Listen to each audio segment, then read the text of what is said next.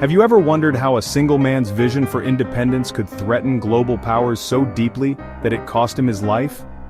What really happened to Patrice Lumumba, the first prime minister of an independent Congo? And was the West complicit in his brutal assassination?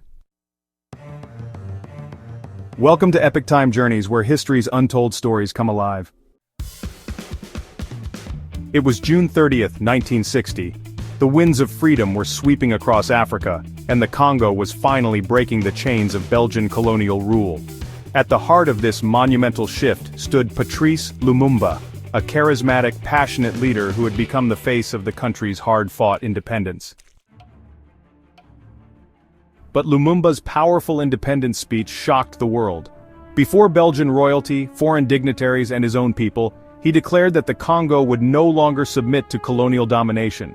His words, defiant and unfiltered, echoed like thunder across a world still entangled in Cold War paranoia. To his people, he was a hero. To Western powers, he was a threat. Within months of taking office, Congo descended into chaos. Mutinies erupted. Secessionist movements fractured the country. Most notably, the mineral-rich province of Katanga, backed by Belgian interests, attempted to break away under the leadership of Moise Tshombe. And at the center of it all, Lumumba struggled to hold the nation together. Desperate for support, Lumumba turned to the United Nations. But the UN, hesitant and slow, failed to act decisively. So, Lumumba did the unthinkable. He sought help from the Soviet Union. To the United States and Belgium, this confirmed their worst fears. In the feverish context of the Cold War, Lumumba's appeal to Moscow branded him a communist sympathizer. The CIA took notice, so did Belgian intelligence.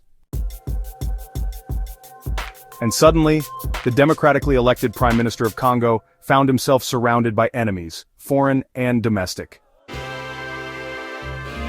In September 1960, President Joseph Kasavubu, with covert backing, dismissed Lumumba.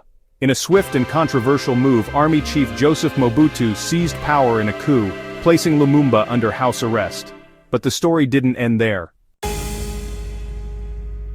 Attempting to escape, Lumumba was captured, beaten, and humiliated. He was flown to Katanga, his final destination. On January 17, 1961, Patrice Lumumba was executed by firing squad. His body was dismembered and dissolved in acid. Only a single gold-capped tooth remained, a grotesque trophy kept by a Belgian officer for decades. So who bears responsibility? Evidence uncovered over the years paints a chilling picture. Declassified documents and testimonies reveal that Belgian officials not only knew of the plot, they facilitated it. The CIA, under orders from Washington, had considered assassination, even sending lethal poison to the Congo. Though their exact role in his death remains murky, their intent was unmistakable. In 2002, Belgium officially acknowledged its moral responsibility and apologized for its role. But for many, justice remains elusive. Patrice Lumumba was just 35 years old when he was killed. His dream was simple, a united, independent Congo free from foreign domination. But in a world carved by colonialism and shadowed by Cold War rivalries, such dreams were just too dangerous. More than 6 decades later, Lumumba's legacy endures. Statues have been raised, streets bear his name, and his words continue to inspire generations across Africa and beyond.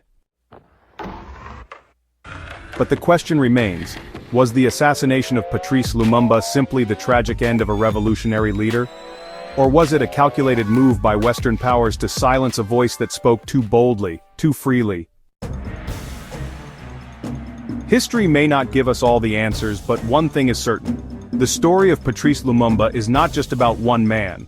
It's about power, resistance, and the price of true independence. This has been Epic Time Journeys. Subscribe for more deep dives into the forgotten moments that shaped our world.